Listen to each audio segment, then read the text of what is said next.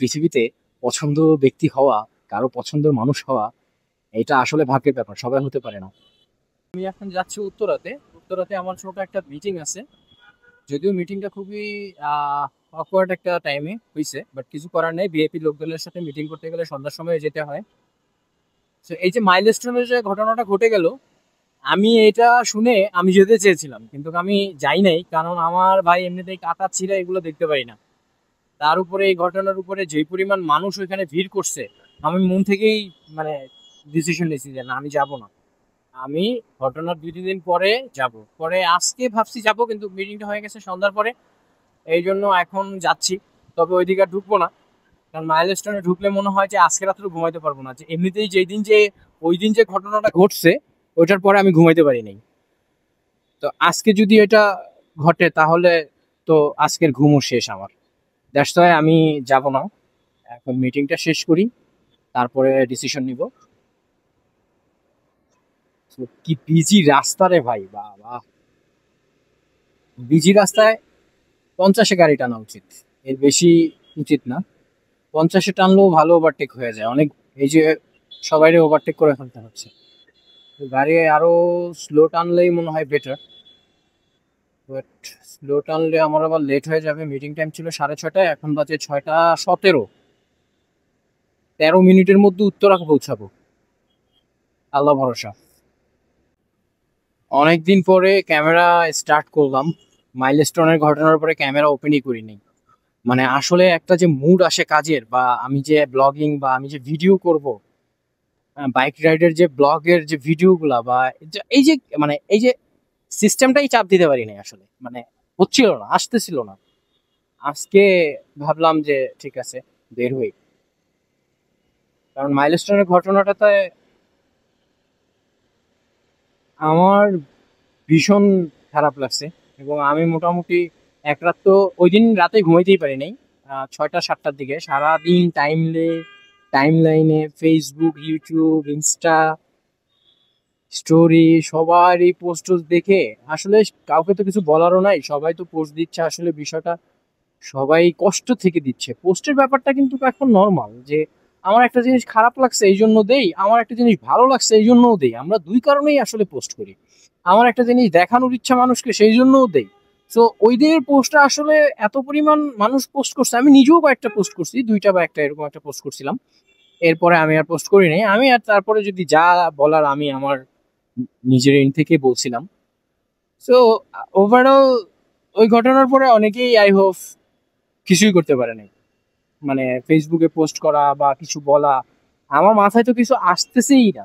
আমি যে গত 2 দিন ক্যামেরা অন করি নাই, কেন করি নাই, আমার মাথায় কিছু আসতেছে না। আমি যে একটা কথা বলবো, সে কথা বলার মুডই আমার মধ্যে ছিল না। আমি কি ক্যামেরা অন করব? তো ভাবলাম আজকে একটু যাই, ক্যামেরাটা অন করলাম। আজকে অন করে আপনাদের সাথে রাইড দিতে দিতে কথা বলতে বলতে উত্তরা মিটিং এ যাচ্ছি। আর বেসিক্যালি ক্যামেরাটা থাকলে আর এই কথা বললে আমার কাছে একা মনে হয় না, যে না আমার সাথে কেউ আছে। আর যখন ফেসবুকে পোস্ট করি এবং ওইখান থেকে দেখি বা ইউটিউবে দেখি, তখন মনে হয় আমার সাথে অনেকেই আছে, ভালো লাগে বেশ। তাই আপনাদের সাথে ডেইলি স্টোরি, ডেইলি লাইফ এগুলো শেয়ার করি। যদিও আমি ডেইলি লাইফস্টাইল শেয়ার করিনি এখনো। সো সুন হয়তো বা ডেইলি লাইফস্টাইল নিয়ে আহ, কিছু একটা আসবে, দেখা যাক। আমি ট্রাই করছি, একটা ইনোভেশনের ট্রাইং চলতেছে, ওইটা হয়ে গেলে আই হোপ আসবে। চলে আসছি ঢাকা রেজেন্সি, তারপরে হচ্ছে নতুন এয়ারপোর্টটা, তারপরে পুরনো এয়ারপোর্ট, তারপরে হাউস বিল্ডিং। আমি হাউস বিল্ডিং আসছিলাম কয়েকবার, আমি ভুলে যাই উত্তরার এই পাশটায় আমি আসলে ভুলে যাই থেকে কোন দিকে ঢুকছি বা কি করছি, কিভাবে যাচ্ছি, আমার আসলে মনে থাকে না। আর ইভিনিং টাইমে সন্ধ্যার সময় তো আমি কখনোই উত্তরার দিকে আসি না, আমার কাজ থাকে না। তো সামহাও আজকে পড়ে গেছে, তো ভাবলাম ওকে, যাই। আর যেহেতু ক্যামেরা আছে সাথে, আপনাদের সাথে রাইড দিতে দিতেই যাই, কথা বলতে বলতে যাই। আপনারা আমার বকবক অনেকে পছন্দ করেন, তো ভাবলাম যে বকবক গুলো দিয়ে রাখি, আপনারা শুনেন। আমার মতো বোরিং যারা আছে তারা আবার হয়তো বা আমার বকবক পছন্দ করে, আই হোপ।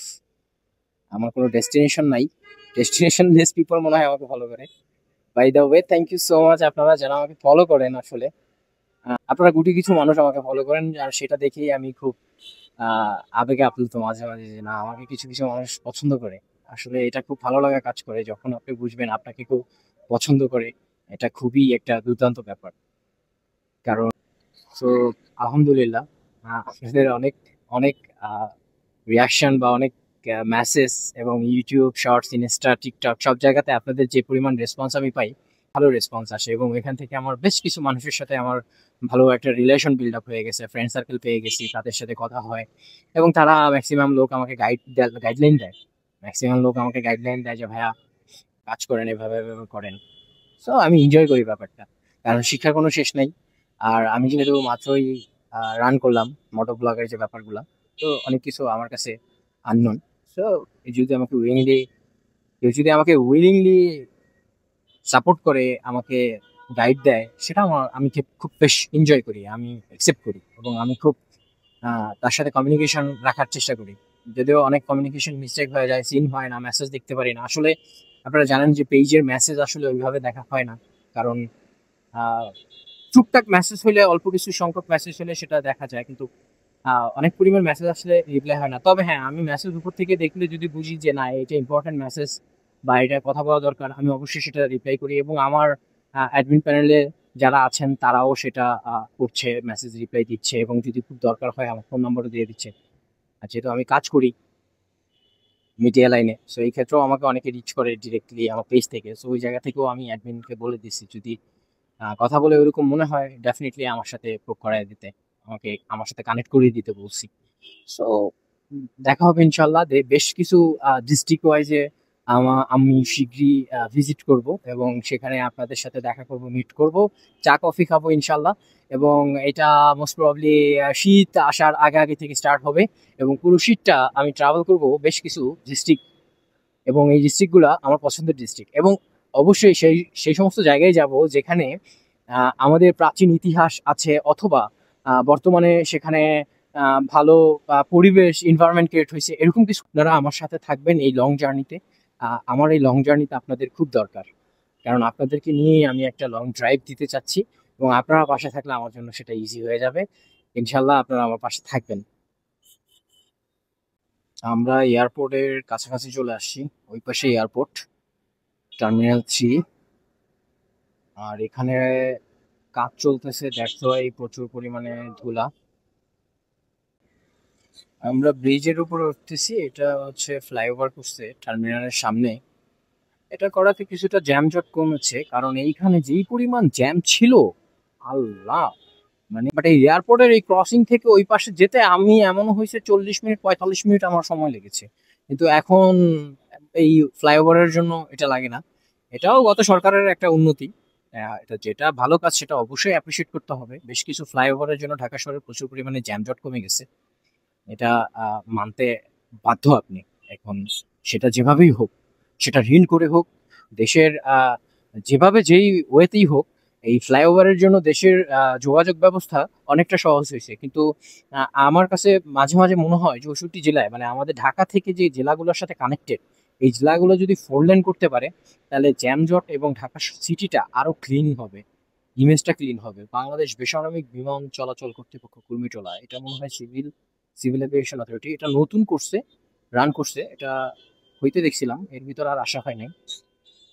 আমরা যাব হচ্ছে হাউস বিল্ডিং। আমি হাউস বিল্ডিং ঠিক চিনি না, এখান থেকে কতটুকু পরে হাউস বিল্ডিং।